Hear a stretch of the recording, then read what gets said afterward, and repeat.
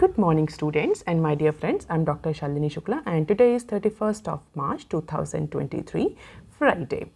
Lecture start करने से पहले अगर आपको लेक्चर की पीडीएफ चाहिए तो आप मुझे टेलीग्राम चैनल पर ज्वाइन कर सकते हैं। इसके अलावा ट्विटर, रिसर्चगेट, फेसबुक और इंस्टाग्राम पर भी आप मुझे ज्वाइन कर सकते हैं। रिकमेंडेड प्ले स्पीड है इस वीडियो की 1.25x। Thought of the day is you can have results और एक्सक्यूजेस, नॉट बोथ। आज के मिंट पेपर की अप्रॉक्सीमेटली 11 इंपॉर्टेंट न्यूज़ हेडलाइंस हैं। बिजनेस स्टैंडर्ड की भी 11 इंपॉर्टेंट न्यूज़ हेडलाइंस हैं और आज के डिस्कशन में भी हम 11 न्यूज़ आर्टिकल्स कवर करने जा रहे हैं। तो देख लेते हैं आज का पहला आर्टिकल जो कि मिंट के पेज नंबर 1 पर दिया हुआ है। Chip dearth adds to wait for hot models. Dearth is an English word जिसकी मीनिंग होती है कमी या शॉर्टेज। तो चिप शॉर्टेज या सेमीकंडक्टर चिप का जो शॉर्टेज है ये कोई नया इशू नहीं है। पैंडेमिक के बाद कई बार इसको हम न्यूज़ एनालिसिस में कवर भी कर चुके हैं कि पैंडेमिक के बाद से चिप मैन्युफैक्चरिंग और चिप प्रोडक्शन के केस में हमें शॉर्टेज देखने को मिल रही है। और ऐसा नहीं कि सिर्फ इंडिया में ही ये शॉर्टेज है, ये ग्लोबल लेवल पे चिप की शॉर्टेज देखने को मिल रही है। और इंडिया ने बहुत सारे डिसीजन भी लिए, बहुत सारे पॉलिसी डिसीजंस भी लिए चिप मैन्युफैक्चरिंग और सेमीकंडक्टर मैन्युफैक्चरिंग के केस में सेल्फ रिलायंट होने के लिए। कई सारी PLI स्कीम्स भी लॉन्च करी गवर्नमेंट ने, DLI स्कीम भी लॉन्च करी। If you are little bit aware about the semiconductor chip manufacturing process. हालांकि इन सब का अभी रियलाइजेशन होना बाकी, जब तक ये प्रोडक्शन शुरू करेंगे इट टेक्स टाइम। लेकिन अगर अभी की कंडीशन की बात करें तो अभी भी इंडियन व्हीकल इंडस्ट्री में चिप की शॉर्टेज बनी हुई है। ऐसा कहा जा रहा है कि अप्रॉक्सीमेटली 10 से 15% का डिक्लाइन देखने को मिल सकता है प्लांट प्रोडक्शन में। तो जो ऑटोमोबाइल सेक्टर ने मार्च के मंथ में जो अपना प्रोडक्शन प्लान किया है, वो प्रोडक्शन के जो टारगेट्स हैं प्रोबेबली जो ऑटोमोबाइल सेक्टर कंपनीज हैं वो अचीव नहीं कर पाएंगी। उसमें 10 से 15% का डिक्लाइन देखने को मिल सकता है और उसका सीधा जो रीज़न है वो चिप शॉर्टेज है। तो मार्च में जो प्रोडक्शन कैपेसिटी, जो प्रोडक्शन टारगेट सेट किए गए हैं वो सेमीकंडक्टर चिप शॉर्टेज की वजह से, या हम बोल सकते हैं लॉन्ग वेट पीरियड की वजह से, वो जो टारगेट्स हैं वो अचीव नहीं हो पाएंगे। और स्पेशली इसका इम्पैक्ट हमें जो कंपनीज़ के पॉपुलर मॉडल्स हैं उनमें देखने को मिल सकता है। तो महिंद्रा एंड महिंद्रा, मारुति सुजुकी की जो बहुत पॉपुलर मॉडल्स हैं, जो बहुत ज़्यादा खरीदे जाते हैं इंडियन मार्केट में, स्पेशली उन मॉडल्स के प्रोडक्शन में डिले होगा, जिसकी वजह से जो कस्टमर हैं, जो कंज्यूमर्स हैं, दे मे कैंसिल देयर बुकिंग, और हो सकता है वो जो अपने परचेज डिसीजन है वो आगे के लिए मूव ऑन कर जाएं। या एक और ऑप्शन बनता है कि वो राइवल ब्रांड्स जिनके जो राइवल ब्रांड्स अवेलेबल हैं सेम मॉडल के साथ, उस पर परचेजिंग डिसीजन ले। तो कई सारे ऑप्शंस होंगे जिसका इम्पैक्ट हमें महिंद्रा एंड महिंद्रा, मारुति सुजुकी जो मार्केट लीडर कंपनीज हैं उन पर देखने को मिलेगा। Apart from it, as a result, customers are also opting for used car or less popular variant. It means जो सेकेंड हैंड कार है उस पर भी कस्टमर जा सकता है, या जो लेस पॉपुलर वेरिएंट है जिसमें कम फीचर्स हैं बट वो अवेलेबल है, उनका स्टॉक अवेलेबल है, तो उस तरह के मॉडल्स पर भी कस्टमर जा सकते हैं। तो पॉपुलर मॉडल्स में जो प्रोडक्शन शॉर्टेज देखने को मिलेगा उसकी वजह से कंपनीज के साथ राइवल जो ब्रांड्स हैं उन पर परचेज ज़्यादा बढ़ेगा। इसके अलावा used car, second hand car या लेस पॉपुलर वेरिएंट का परचेज ज़्यादा देखने को मिल सकता है as per the recent analysis. Apart from it, जिस तरीके से रॉ मटेरियल के प्राइसेस बढ़ रहे हैं और कंपनीज ने डिसाइड किया है कि वो अप्रैल से अपने जो मॉडल्स हैं उनके प्राइस बढ़ाएंगे। हम डिस्कस भी कर चुके हैं न्यूज़ कि जितनी भी ऑटोमोबाइल कंपनीज हैं वो अप्रॉक्सीमेटली 30 से 40% का इंक्रीज़ करने जा रही है इनटू देयर डिफरेंट मॉडल्स। तो कंपनीज ये कोशिश कर रही है कि मार्च तक वो अप्रॉक्सीमेटली 7,20,000 की जो बुकिंग्स हैं उनको वाइंड अप कर दें मार्च के मंथ में। लेकिन चिप शॉर्टेज की वजह से प्रोडक्शन में डिले देखने को मिलेगा। अब देख लेते हैं article number 2 that is also given on page number 1 of mint paper. Milk में stay on boil due to cattle fodder shortage. अभी हम डिस्कस कर रहे थे चिप शॉर्टेज के बारे में। अब हम आ जाते हैं एलाइड या एग्रीकल्चर इंडस्ट्री में, जहाँ पर जो मिल्क के प्राइसेस, ऐसा कहा जा रहा है कि वो कंटिन्यूसली इंक्रीज़ हो रहे हैं पास्ट ईयर में और आगे आने वाले टाइम में और ज़्यादा इंक्रीज़ हो सकते हैं। रीज़न बिहाइंड, क्योंकि जो मिल्क का प्रोडक्शन है वो कम हो रहा है। क्यों कम हो रहा है? क्योंकि जो इनसफिशिएंट फॉडर है वो एक बहुत इंपॉर्टेंट रीज़न। तो फॉडर अवेलेबल नहीं है। इसके अलावा कैटल्स जो हैं उनके नंबर में भी बहुत ज़्यादा इंक्रीज़ नहीं हो रहा, जिसकी वजह से फार्मर्स हैं वो अपनी इनकम बढ़ाने के लिए या प्राइस को मेकअप करने के लिए मिल्क के प्राइस को इंक्रीज़ कर रहे हैं। तो तो जो भी लॉसेस हो रहे हैं फार्मर्स को because of the insufficient fodder और because of the fewer new lactating cattle, now farmers are increasing the price in the market in order to compensate the losses that they are facing since last 2 years।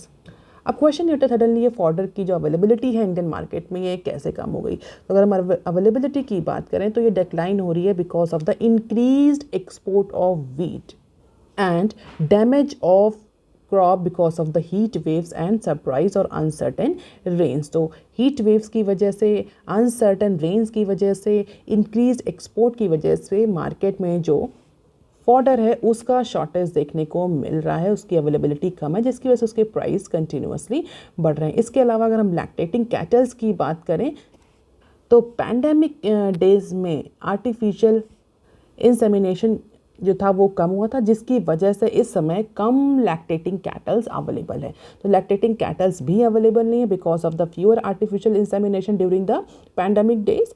Apart from it, because of the heat wave, surprise rain and increase export, there is not the sufficient availability of the fodder.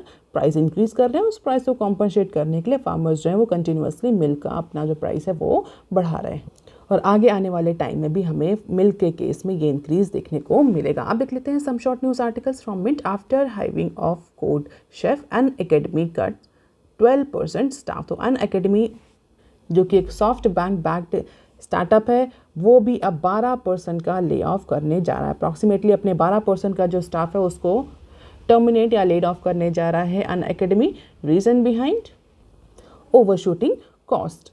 अब देख लेते हैं next clip. Wealthy countries have neglected the global SDG agenda. तो basically ये एक interview है professor Jeffrey D का जो कि centre for sustainable development Columbia university में प्रोफेसर है, उनका इंटरव्यू है और उस इंटरव्यू में उन्होंने क्लियरली ये बोला है कि जिस तरीके से वेल्दी कंट्रीज़ ने सस्टेनेबल डेवलपमेंट गोल्स को नेगलेक्ट किया उसका इम्पैक्ट हमें अर्थ पे देखने को मिल रहा है।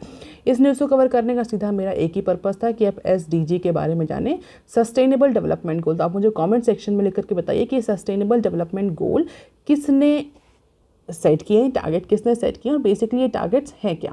Recently UN inter governmental panel climate change IPCC की एक रिपोर्ट पब्लिश हुई थी जहां पर अर्थ में सस्टेनेबिलिटी को लेकर के बहुत बड़े बड़े फोरकास्ट किए गए हैं और अर्थ को वार्न भी किया कि जिस तरीके से ग्रीन हाउस गैस का एमिशन हो रहा है that world need to change course to avoid the irreversible damage. क्योंकि एक बार अगर वो डैमेज हो गया तो उसको रिटर्न करना, उसको वापस लाना बहुत प्रॉब्लमेटिक होगा। तो इसी पर्टिकुलर रिपोर्ट को लेकर के इनका इंटरव्यू था जहाँ पर इन्होंने ये बोला है मिस्टर जेफरी ने कि जो वेल्दी कंट्रीज़ हैं, वेल्दी कंट्री हियर मीन्स जो डेवलप कंट्रीज़ हैं, उन्होंने सस्टेनेबल डेवलपमेंट गोल को अवॉइड किया है, उसको अचीव करने में उन्होंने बहुत इंपॉर्टेंट रोल नहीं प्ले किया। जबकि अगर हम अर्थ की इकोलॉजी को देखें, इकोलॉजिकल डैमेजेस को देखें तो सबसे ज़्यादा जो डैमेज है वो वेल्दी कंट्रीज़ ने या डेवलप कंट्रीज़ ने ही किया। तो if you are interested you can go with this interview in detail. आप देख लेते हैं next clip. Atomberg nears rising $90 million in round led by Temasek and other। तो Atomberg कंपनी जो है वो अप्रॉक्सीमेटली $90 million का फंड रेज करने जा रही है और बेसिकली टीमाशेक जो है वो इस पर्टिकुलर फंड रेजिंग प्रोसेस के लिए एग्री कर गई है। तो ये जो टीमाशेक जो ग्लोबल कैपिटल वेंचर कंपनी है ये इस पर्टिकुलर कंपनी में इन्वेस्ट करेगी। अप्रॉक्सीमेटली $90 मिलियन का इन्वेस्टमेंट है। ऐसा नहीं कि सिर्फ टीमाशेक ही, अदर जो ग्लोबल वेंचर कैपिटलिस्ट हैं वो भी इस पर्टिकुलर कंसोर्शियम में शामिल हैं। अब देख लेते हैं article number 4 that is given on page number 1 of Business standard. SEBI moves bringing in new expenses structure for MF। तो म्यूचुअल फंड जो कंपनी है, जो इंडस्ट्री है, उसको रिवैम्प करने के लिए, रिफॉर्म करने के लिए, कंसोलिडेट करने के लिए जो सेबी है वो बहुत सारे डिसीजन ले रही है। कल के न्यूज़ में हम डिस्कस भी कर चुके थे।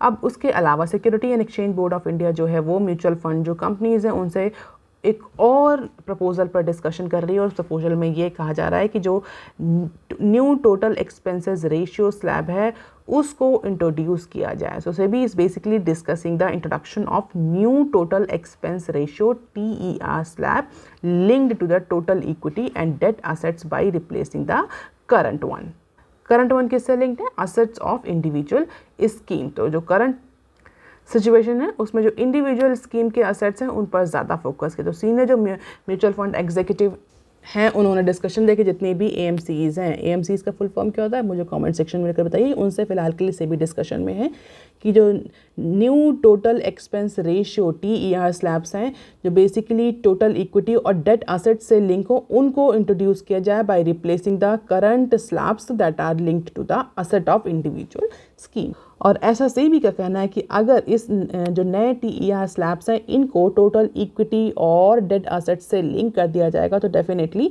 लोअर TER कैप हमें देखने को मिलेगा for big asset management companies. What is this TER, जिसको हम फुल फॉर्म में बोलते हैं total expense ratio. Basically expense होते हैं जो AMCs चार्ज करती हैं for managing the new scheme. तो TER is the expense charge by AMCs for managing any scheme. और अगर ये नया मॉडल इम्प्लीमेंट हो जा रहा है जहाँ पर TER को टोटल असेट की जगह टोटल इक्विटी और डेट असेट से लिंक किया जा रहा है, तो जितने भी फंड हाउसेस हैं AMCs हैं उनको नए TER के बेसिस पर अपनी स्कीम में चार्ज करना पड़ेगा, which mean all the scheme of a fund house that comes under the partial category of equity and debt will have to have the same TER। तो एक तो यूनिफॉर्मिटी मेंटेन होगी और सेबी का ये कहना है कि जो प्रीवियस TER कैप है उससे लोअर होगा नया TER कैप, क्योंकि जनरली असेट जो होते हैं वो ज़्यादा होते हैं। इक्विटी और डेट को अगर हम देखेंगे तो वो तो टोटल एसेट्स की बात होती है तो ज़्यादा होते हैं, इक्विटी डेट में जो रेशियो है वो कम होगा, तो डेफिनेटली जो टोटल एक्सपेंस रेशियो नया आएगा वो कम होगा। सो TER based on their size, the lower asset under management of scheme is higher in the cap of TER under the current framework। तो बहुत ज़्यादा टेक्निकलिटीज़ में जाने की ज़रूरत नहीं है इस न्यूज़ में। बेसिकली सेबी जो है वो new expense total expense ratio के लिए कुछ नए स्लैब्स लाने जा रही है और उन स्लैब्स को इक्विटी और डेट असेट से लिंक करेगी रादर देन टोटल असेट से। तो this is overall the consolidation of mutual fund industry. हम बोल सकते हैं करेक्शन करने की कुछ कोशिश कर रही है सेबी, हालांकि this is ultimately the proposal.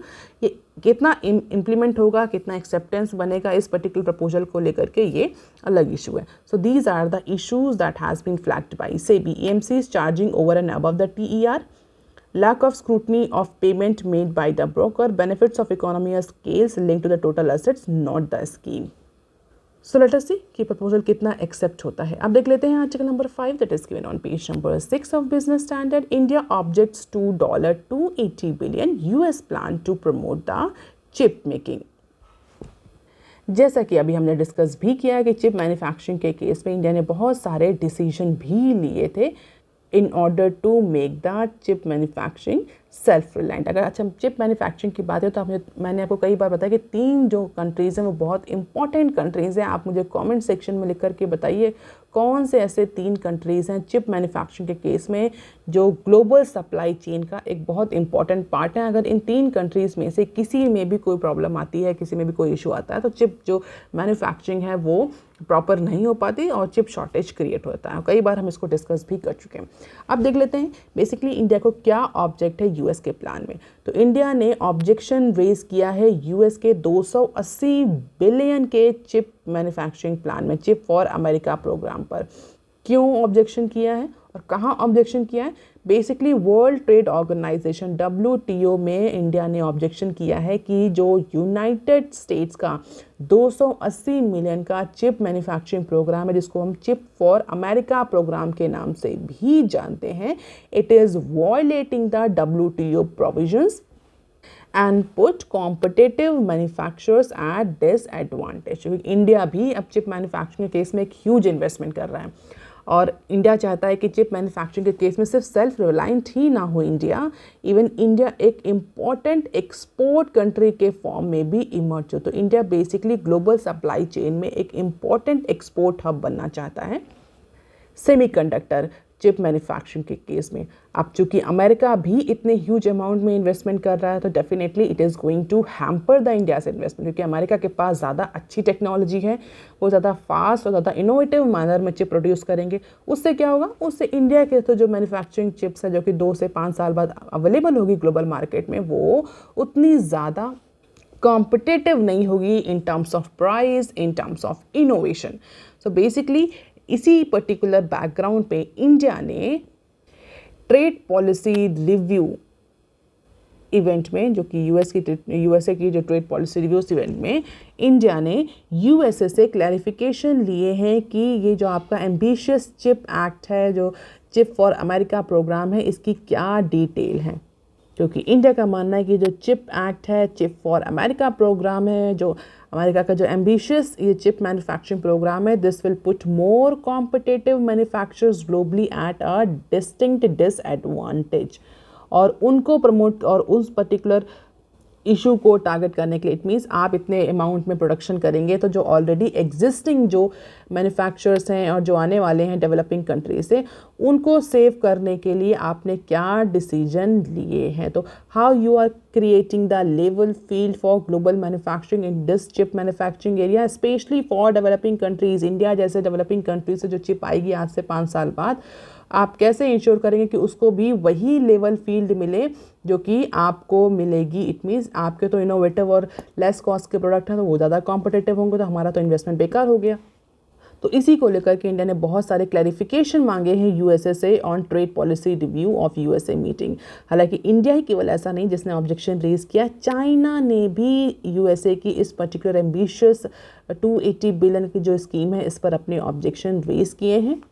क्योंकि बेसिकली दोनों ही कंट्रीज़ का ये मानना है कि 280 billion it's a huge amount. Definitely USA जो है वो अननेसेसरी की सब्सिडी देगा अपने मैन्युफैक्चरर्स को, चिप मैन्युफैक्चरर्स को। उससे क्या होगा, लेस कॉस्ट की चिप अवेलेबल होंगी ग्लोबल मार्केट में, जैसे चाइना और इंडिया और जो अदर कंट्रीज़ हैं उनसे आने वाली जो चिप है वो डिसएडवांटेज सिचुएशन में होगी। तो दोनों ही कंट्रीज़, इंडिया और चाइना, इस पर्टिकुलर प्रोग्राम को लेकर के क्रिटिसाइज कर रहे हैं यूएसए को, और WTO में उन्होंने शिकायत करी। सो लेट अस सी कि बेसिकली इस पर्टिकुलर इशू के बाद क्या होता है, क्या यूएसए अपना ये ambitious chip manufacturing programme settle कर पाता है या नहीं। अब देख लेते हैं article number 6 that is given on page number 6 of Business Standard. Government inks ₹90,600 crore deals for patrol missile vessel. तो फिर से आत्मनिर्भर भारत और सेल्फ रिलायंट इंडिया को प्रमोट करने के लिए in case of defence and ship building, ministry has signed the contract with Indian shipyards on Thursday for building approximately 17 state of art warships for Indian navy. State of art क्या होता है? अक्सर phrase, इसको अगर हिंदी बोलो तो अत्याधुनिक, जो सबसे ज़्यादा डेवलपमेंट की स्टेज में सबसे ऊपर है, अत्याधुनिक, सोफिस्टिकेटेड। तो स्टेट ऑफ आर्ट वॉरशिप बनाने की बात कही है इंडिया की जो डिफेंस मिनिस्ट्री है उसने, जो इंडियन शिपयार्ड्स हैं उनसे ये डील साइन हुई। तो डेफिनेटली इंडिया डिफेंस के केस में अगर हम देखें, डिफेंस इक्विपमेंट्स हो, चाहे वो मिसाइल्स हो, चाहे वो वेसल्स हो, पेट्रोल वेसल्स हो, पेट्रोलिंग के लिए जो वेसल्स यूज़ होते हैं, उन सब में इंडिया की जो डिपेंडेंसी है वो अदर कंट्रीज़ पे, स्पेशली अगर इसराइल और रशिया जैसे कंट्रीज़ और यूएसए जैसे कंट्रीज़ पर हमारी ज़्यादा डिपेंडेंसी है हमारे डिफेंस इक्विपमेंट्स को लेकर के, डिफेंस इंपोर्ट को लेकर के। इसीलिए डिफेंस के केस में भी इंडिया सेल्फ रिलायंट होना चाहता है और एक एक्सपोर्ट हब कंट्री के फॉर्म में इमर्ज होना चाहता है।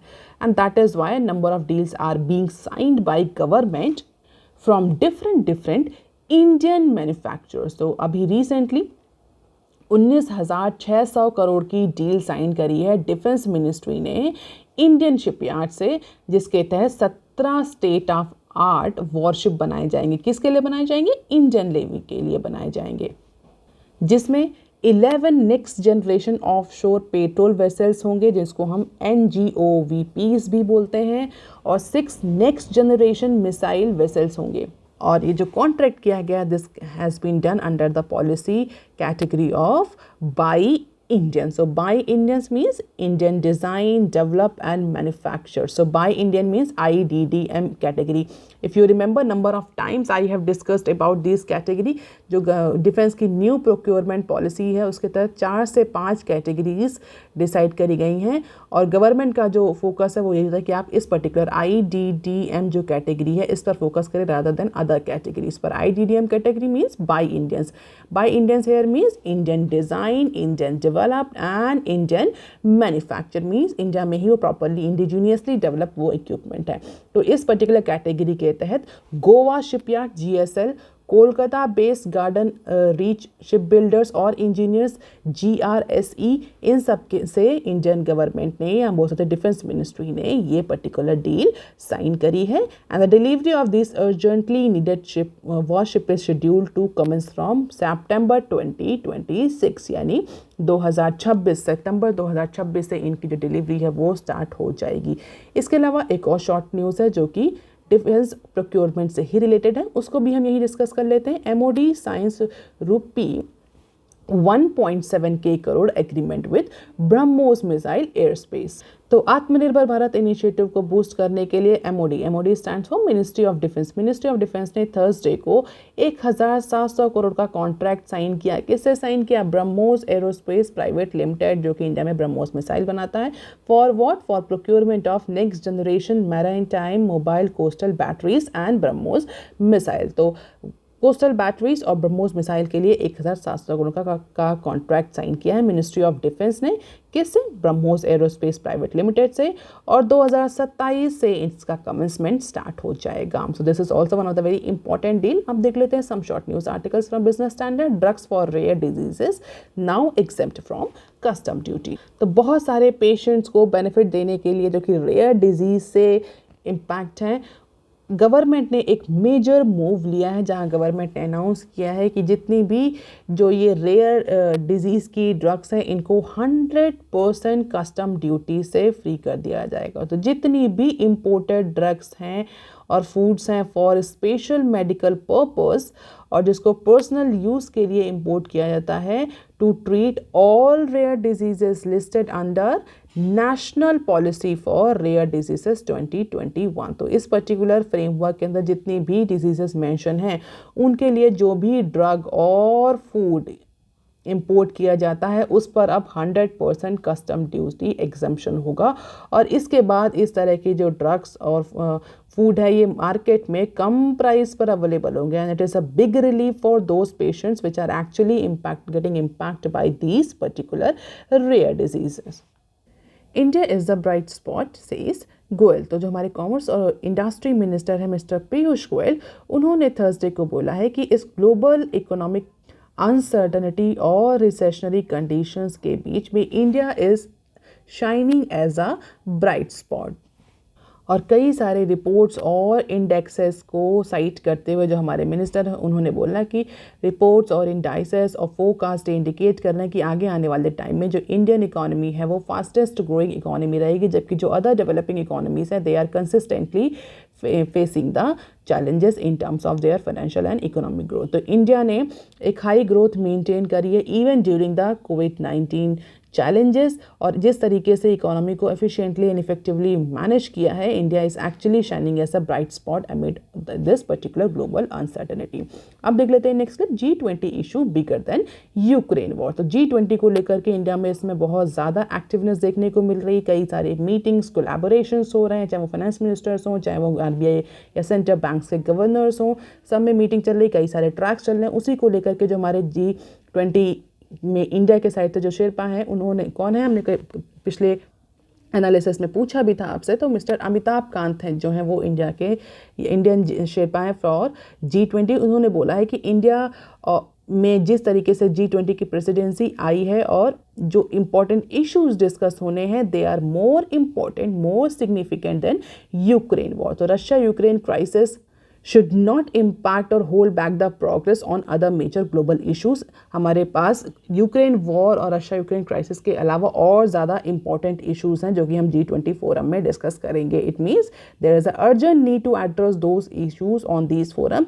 हम रशिया यूक्रेन क्राइसिस की वजह से मल्टीलैटरल ग्रुपिंग की जो रिस्पॉन्सिबिलिटी है उसको छोड़ नहीं सकते। तो बेसिकली यहाँ पर उन्होंने बोला कि G20 इशू जो है वो bigger than Russia Ukraine crisis है और कंट्रीज़ जो हैं वो साथ में मिलकर काम कर रहे हैं। क्यों ऐसा बोला? क्योंकि कई सारे कंट्रीज़ ने बोला था कि जब तक इंडिया जो है वो रशिया यूक्रेन वॉर को कंडेम नहीं करेगा, यूक्रेन वॉर को कंडेम नहीं करेगा, वो G20 में पार्टिसिपेट नहीं करेंगे। तो इंडिया ने अपना स्टैंड बहुत क्लियर कर दिया कि G20 is more important then any other thing at this level।